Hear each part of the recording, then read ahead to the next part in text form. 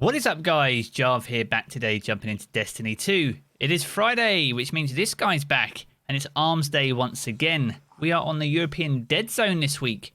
You can find us over in the Winding Cove in the north side of the map, over by this fallen ketch. Alright, let's have a look and see what he's got in his goodie bag for this week. Oh, okay, nice. So if you're missing any exotics, be sure to pick this one up. And this will help fill out your collection. It will cost you 97 legendary shards, or you can complete the quest to get an exotic cipher, which you can use to pick up a second one if you've already purchased it for shards. The weapon of the week is the Monte Carlo method. So weapon damage reduces melee ability cooldown. It also has Markov chain, so the weapon gains increased damage from melee kills and kills with the weapon, and melee kills grant ammo for that weapon too. Really good with that Orbs of Power build we posted on the channel earlier in the week. So definitely worth picking this up and giving this one a whirl with that particular build.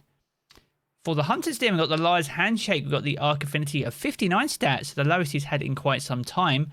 Cross counter, so using your Arc melee ability or being hit by a melee will allow you to follow up with an extremely powerful melee counter punch that will heal you. Really good with 1-2 punch shotguns this. Not the greatest roll, but worth having in your collection if that one is missing. We've got the Helm of Saint 14. We've got the Void Affinity 62 stat with Intellect Resilience, so not too bad in terms of how they're weighted. Starless Knight, so enemies that enter your Ward of Dawn are blinded, and while allies pass through gain an overshield. Guiding with Sentinel Shield blinds nearby enemies too. Pretty good.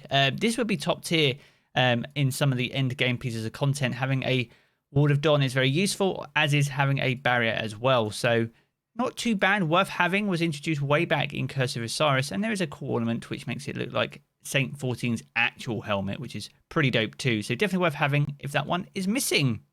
And then for the Warlocks, we've got the Claws of AHAMKARA. We've got the Arc Affinity with a 63 stat. We've got the Recovery and Strength there, which sort of goes really well with the fact that this has the Whispers, where you gain an additional melee charge, which obviously it was helped with Strength there. So pretty good. These are actually quite good for Crucible, in fact, and maybe useful if you're looking to do some trials, if you want to use anything other than transversive steps, that is. But yeah, be sure to pick these one up. That's not a terrible roll. So that's a good look at the exotics. For the weapons then, we've got the SERAPH CARBINE, auto-loading holster rangefinder. We've got the appended mag and light mags. Not too bad on the old Carbine this week. We've got the Revolver as well, Pulse Monitor Feeding Frenzy. Not a big fan of these because they are both reload perks on that weapon. So a big of a miss on there. We've got the Last Dance Threat Detector Rangefinder. Not quite the same as Last Hope, but nevertheless not a absolutely terrible roll. Look at the stability on that thing. And then we've got the Timelines VERTEX Firmly Planted Demolitionist. Firmly Planted is an underrated perk, especially on things like fusion rifles. So you are technically crouched if you're sliding, even with the slide debuff and all that sort of stuff. So it might be worth experimenting with this one if you haven't got a good one. We've got the Long Shadow Hipfire Grip Rampage. Hipfire Grip isn't really going to help you out unless you're trying to no-scope people, but you have a ranged masterwork nevertheless. Then here we've got the Honor's Edge Tireless Blade Shattering Blade. Almost a god roll, but it is the old New Monarchy sword, so worth picking up if you're missing that one from the collection. And we've got a Crucible one here. We've got the Frozen Orbit Surplus Box Breathe-In. Not the role that I've been seeking out. I've been looking for triple tap Vorpal on this baby.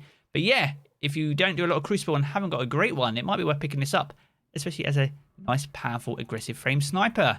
Pretty good. For the weapons for the armor, we've got the old Forge set. We covered this in a video today, covering all the sets that he has on offer. We've got the grip set at 65 stat, which is quite healthy, with quite even distribution. We've got a 63 stat on the vest there, which isn't too bad on the Hunter. Also, we've got the cloak, and then we've got the mask at 58, which is a little bit lower, and a 63 on the boots. So actually, on the Hunter here, this isn't actually a bad set. And like we said in a video earlier today, even if these aren't the rolls that you want, it's worth adding these to your collection for the sake if you're looking to add them to transmog later on. So there we go, a good look at XUR and ARMSDAY for Friday the 10th of September. There is trials back, so be sure to jump into that and experience the new trials, which we covered earlier in the week. Now, if you've ever enjoyed this video, though, be sure to leave a comment and rating down below. And remember to subscribe for more Destiny 2 content. I'm going to jump back into the game as always, guys, and I will catch you all again very soon.